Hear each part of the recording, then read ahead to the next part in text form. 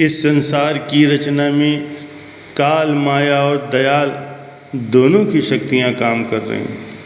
माया की बलवती शक्ति जिसके साथ मन और माया के साथ थी, काम, क्रोध, लोभ, मोह और अहंकार, ईर्ष्या, तृष्णा, ये सब आपस में मिले हुए हैं। इन सभी के द्वारा माया ने आम संसारियों को अपने अधीन करके रखा है। इनके पंजे में आया हुआ जीव दुखी और परेशान रहता है।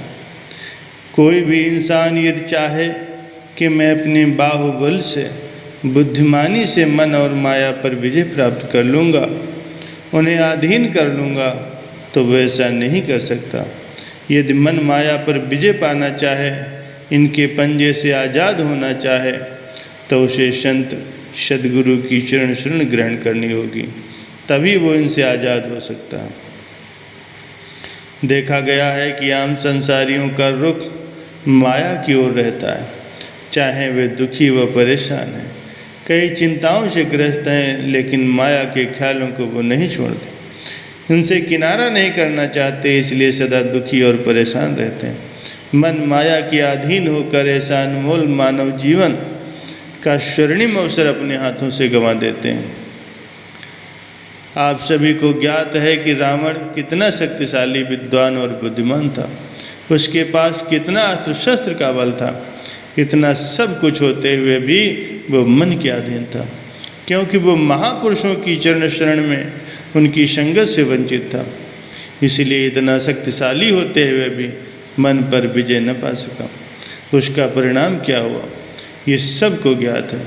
मन के अधीन होने से उसे पराजित होना पड़ा, अर्थात असत्य से नीचा देखना पड़ा। असत्य पर सत्य की विजय हुई। श्री रामचंद्र जी महाराज ने उसे पराजित किया। मन और माया जो भी संसार का पसारा है, सब झूठ है। राम की भक्ति, दयाल की शरण, ये सब सच है।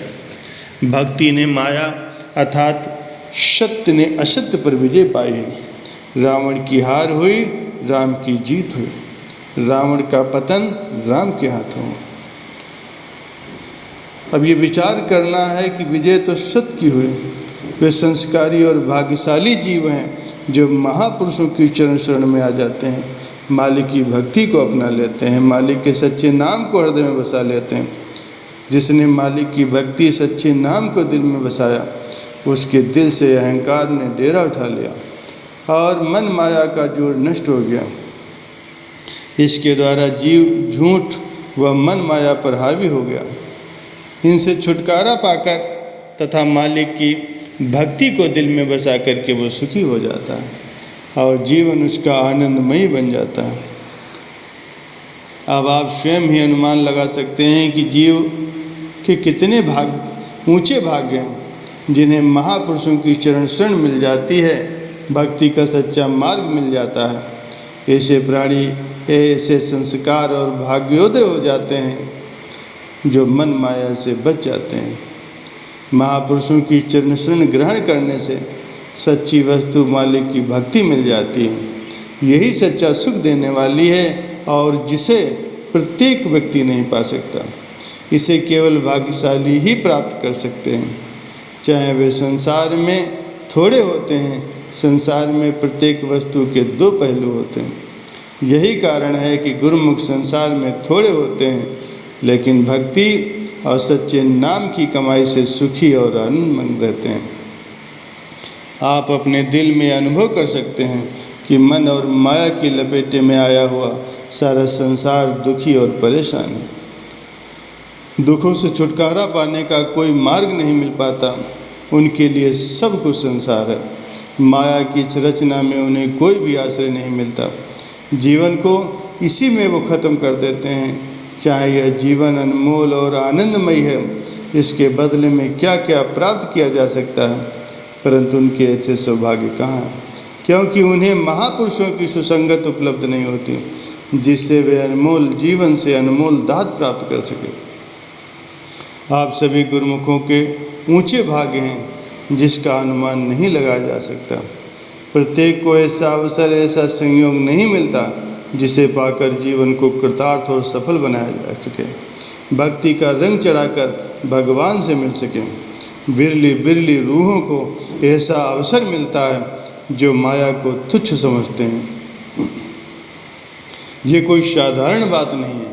एक और माया की दलदल में फंसकर जीव नीच योनियों का शिकार हो जाता है, 84 में भटकता है और युगों तक कष्ट उठाता है। दूसरी ओर सत्संग के प्रकाश में आकर संसार में रहता हुआ संसार से न्यारा रहता है। ये कितने आनंद की बात है। घोर कलयुग में माया की दलदल से निकलकर सुखी हो जाता है। ये केवल गुरुमुख ही अनुभव कर सकते हैं, मगर कब? जब उन्हें महापुरुषों की संगत मिल जाती है।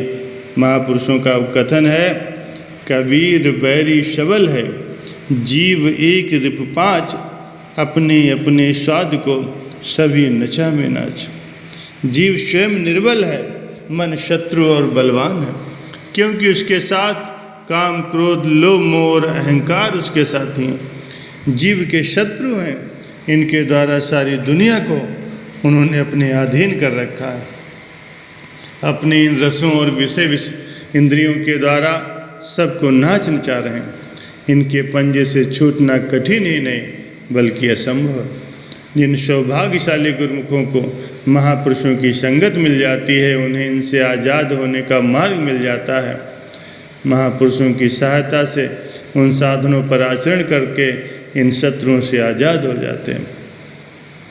महापुरुष ही माया के पंजे से आज़ाद करने का साधन बतलाते हैं। वे केवल साधन ही नहीं बतलाते, अपितु उन पर आचरण करवाते हैं। केवल पढ़ने सुनने से न रह जाए, बल्कि आचरण में लाकर मुक्ति प्राप्त कर लें। भक्ति मार्ग के जितने भी नियम साधन हैं, केवल इसीलिए हैं कि इंसान मन के पंजे से आज़ाद हो जाए। कथनी सरल और आचरण कठिन होता है। ये कार्य चाहे कठिन है, परंतु इसके हल करने के भी साधन। इन साधनों से वो आनंद और सुख प्राप्त करता है जो वाणी से कथन नहीं किया जा सकता। जब इंसान को इसका रस आ जाता है तो झूठा मायावी रस छूट जाता है। जब तक सच्चे आनंद का रस नहीं आता, मिथ्या इंद्रियों का रस अच्छा लगता है।